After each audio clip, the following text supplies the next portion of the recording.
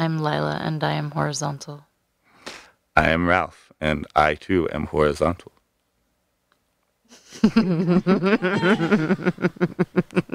I'll take it. Was I supposed to say something else? Let's do it again. Okay. All right. But I might just use the first one anyway. I'm Lila, and I'm horizontal. I'm Ralph, and I'm horizontal with Lila. Sex positive culture. It's my body to give. Are threesome gifts a thing? Taking a bath. I like your bed. Horizontal. Horizontal. This is Horizontal with Lila. In this, the first of many quickies to come, I lie down with Ralph de la Rosa. Ralph is a highly regarded meditation teacher in New York City. His Rebel Heart Meditation, a weekly class combining meditation, psychology, and neuroscience, was the first, and is still the only, meditation class I've ever attended regularly. He's a punk at heart, a feminist, an anarchist, a raw, utterly honest and relatable teacher, a truthful writer. And his forthcoming book about working with trauma and meditation will be published by Shambhala Publications in 2018. I will be the first to buy it and carry it around with me like a talisman. Full disclosure, Ralph and I first met through online dating, went on one date, didn't talk for 6 months, meditated alongside each other for 3, and then became very dear friends. Ralph is also my birthday twin. Last year, we celebrated on a weekend retreat with close friends that I dubbed the Option to Fall Apart edition. I think Ralph fell together while I fell apart, and it worked out beautifully for the both of us.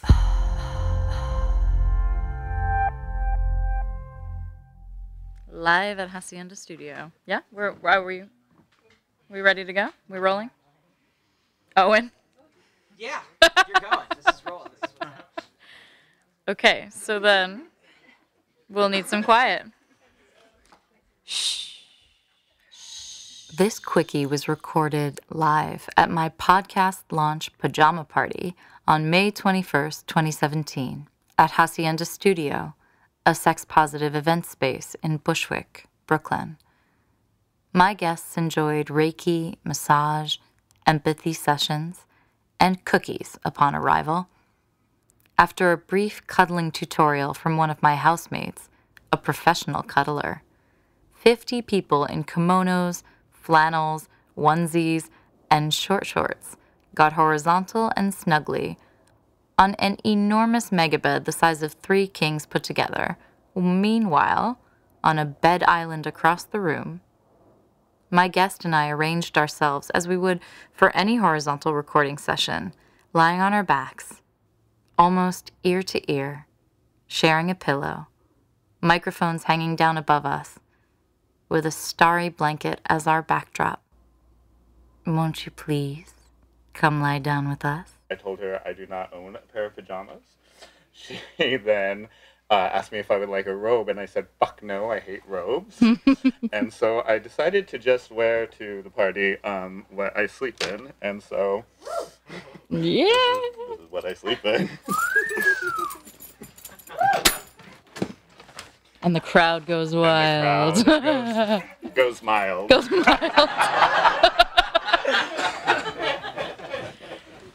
All right. We need to share a pillow, my friend. Oh, we do? Yeah, get closer. Yeah. There we go. So, so now that we're friendly with the microphone. Hello, microphone. Yeah. I'm Lila. I'm Ralph de la Rosa, and I came to deliver actually more of a spoken word piece, if that's okay. I'll just listen. All right. So it goes something like this. The human body was not built to withstand sexual repression. I'm 40 years old. My sexual awakening is but a mere 7 years old, and before that, everything sex was pure confusion. And I know that confusion is a prison, and that there's only one way out of prison. Right?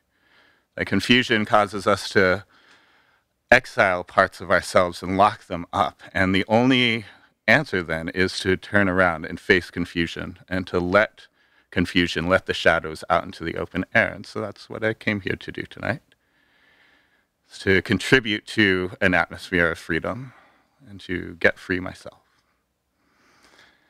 So I remember being 4 years old and getting erections for the first time and going to my mom and being like, what does it mean that my pee-pee's getting hard? And my mom told me, well, it means you need to go to the bathroom. And so the very next day, I went back and I showed my mother my erection, and I said, I can't go. And she said, you're not trying hard enough. I remember being 5 years old and carrying a secret, private anxiety that I could tell nobody about, because I thought that the way that it worked was that little boys grew up to marry their sister. And I had 2 sisters. And that meant I was going to have to choose one day, and someone was going to get hurt.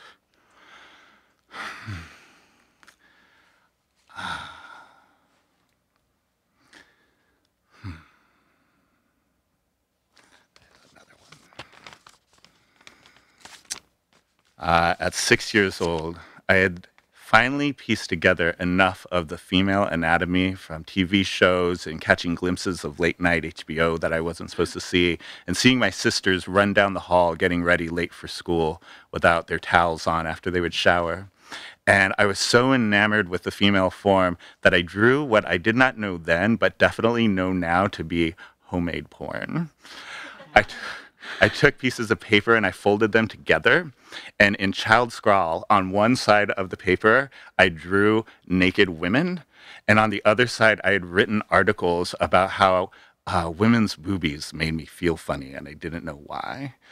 And it was such an innocent endeavor that I decided to present my work to my mother that very night while we had company over for dinner. This elicited my very first sex talk, which went something like this. When a man and a woman love each other, they get naked. They do this thing called sex. That's where babies come from. It's very special, so never draw that again. And then some years later, my mom signed a permission slip so that I could actually receive what was supposed to be real sex ed in middle school. And it went something like this. When a man and a woman love each other, they get naked and do this thing called sex. It's very special, so never, ever do that. Later that year, when I was 13, I could have received something more akin to actual sex ed when this boy named Ricky moved to town. You see, Ricky's parents had gotten a divorce, and he had moved to where I was from to live with his dad. And his dad was this construction worker who was cool and thought it was great if kids came over and watched porn.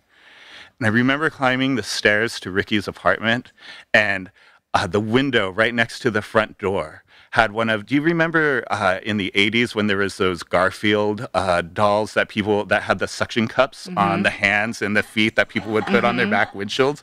There was one of those on the windows, except this one had a cock and balls. And yeah, so we watched porn, and I just remember poorly scripted, bad 80s hair, and as it got serious, I covered my face in shame, and I got up and I walked out of the apartment, and I really thought that God was going to smite me down for doing something so very sinful.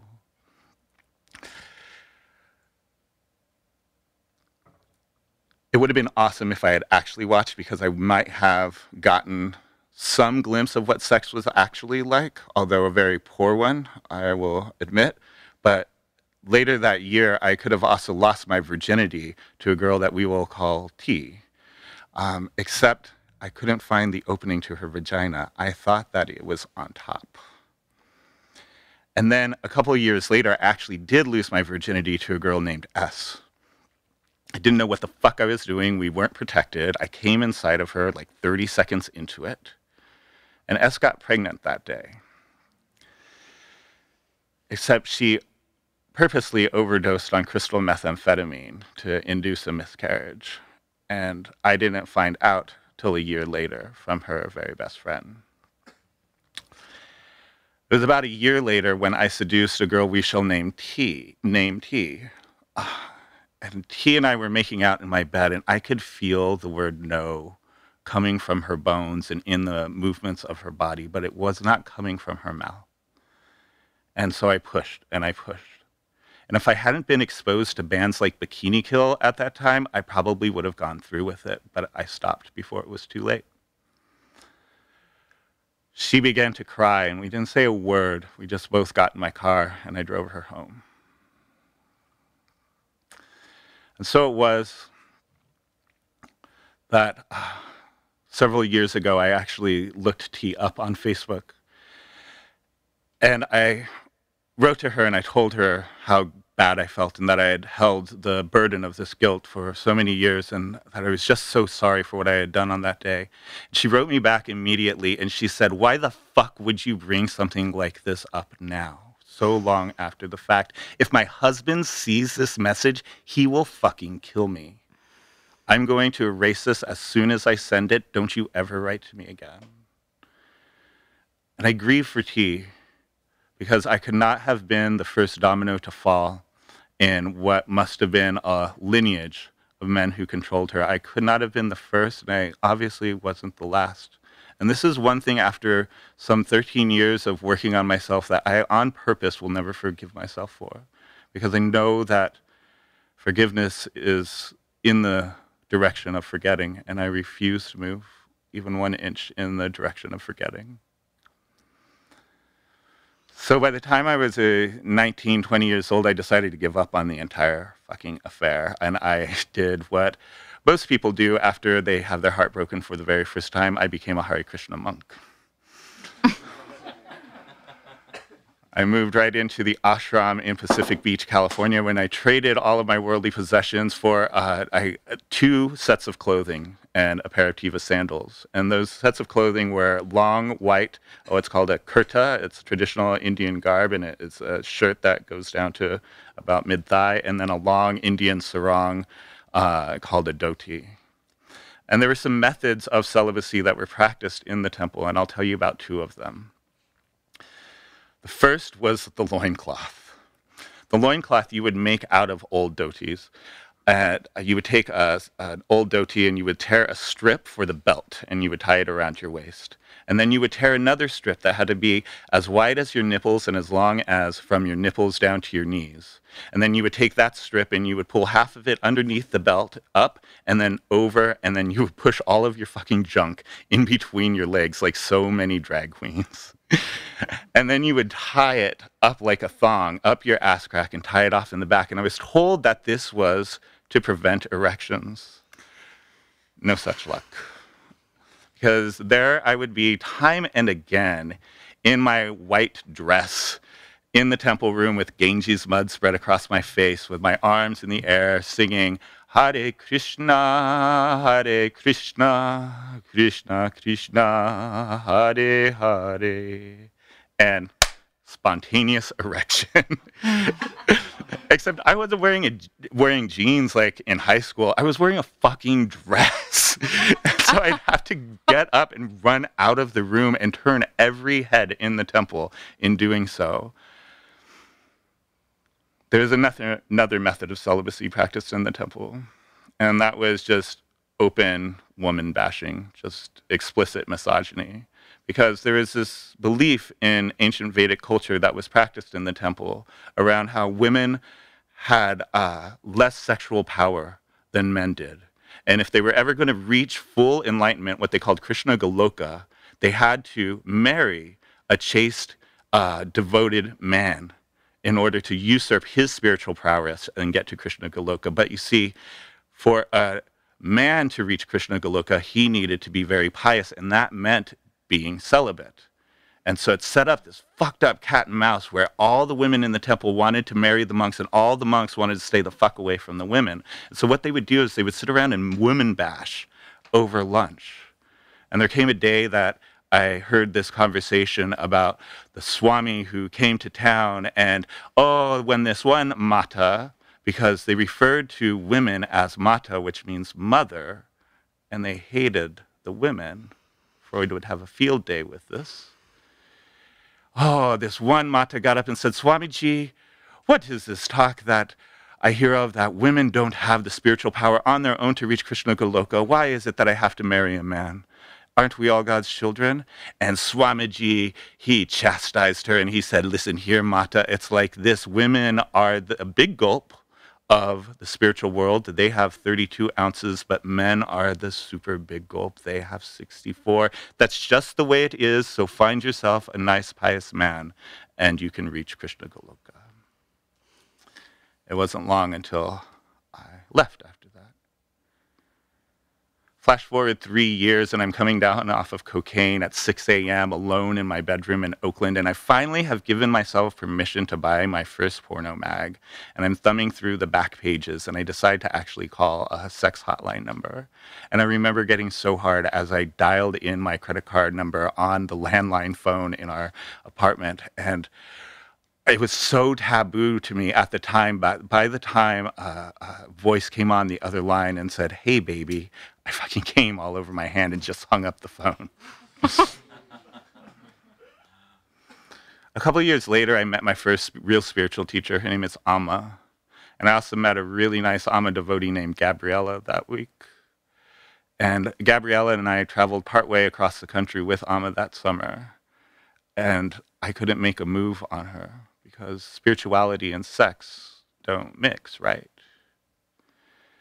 Except now I'm 40, and I know that sex and spirituality, in fact, do mix. In fact, they were meant to mix. And I also know that porn is totally great. I mean, it's a lot like eating at fucking McDonald's, but everybody needs a Big Mac every now and then, right? But I know now that there's this thing called slow sex, where you take orgasm off the table and you make your sex a meditation practice so that you can sink into the minutia of every movement.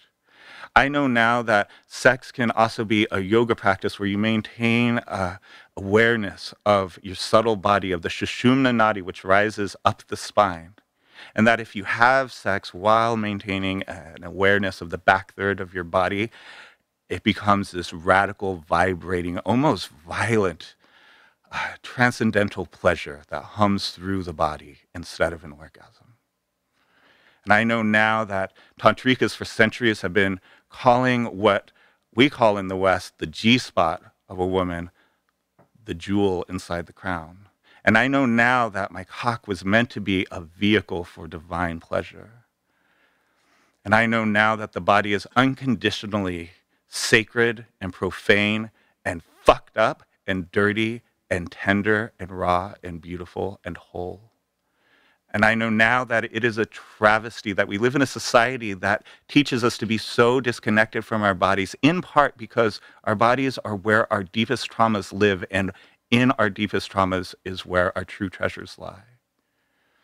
I know now that all of the confusion that I have been through has been there to show me what I know now. And I know now that the human body was not meant to withstand sexual repression. Thanks.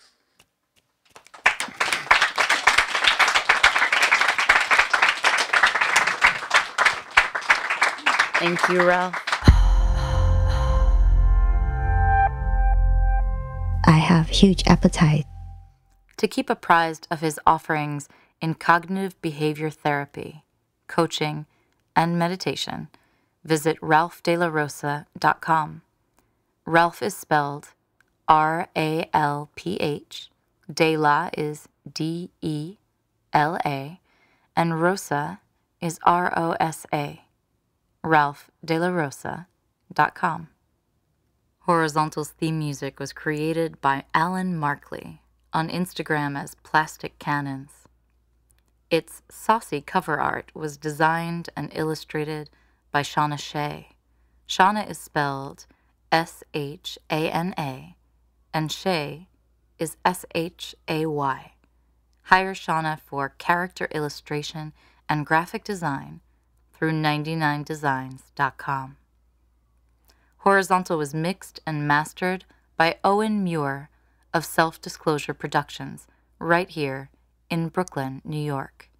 Stay tuned for Owen's own podcast, Self-Disclosure, a show where people talk openly for the first time about their own experiences with mental health. To sign up for the horizontal show notes, exclusive subscriber content, and sensual horizontal photos, head to horizontalwithlila.com. And that's what's horizontal. And that's what's horizontal.